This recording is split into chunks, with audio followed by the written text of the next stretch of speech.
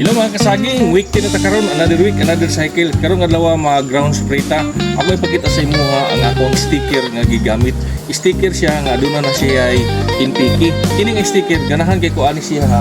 Tungod kay nagkapaluok na daan ang NPK.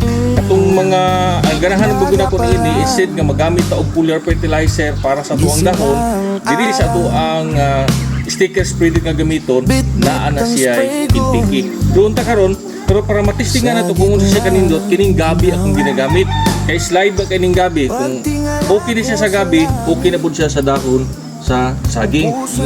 Ato lang siya gituslo. Pag upilit na ganito siya, mauna na atong lisis.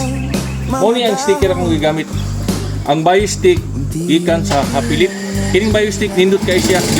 Kining BioStick gigamit ako, naana sa NPK. Ang NPK mo guni ini, taas na po siya kumpara sa mga ordinary na ito karon nga mapalit ng mga foliar fertilizer. Para makatipid ka, gamitan ni siya.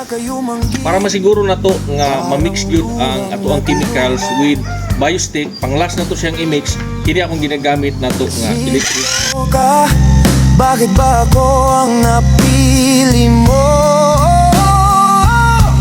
Ang aking ani, tila tinutunaw mo sa harap ko.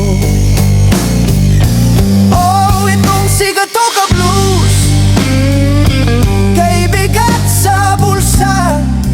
Ang bisis na ko nga tama na ang ato ang mixing pag mag small bubbles na gani ang ato ang gimix nga chemical. Mo ni akong bisis.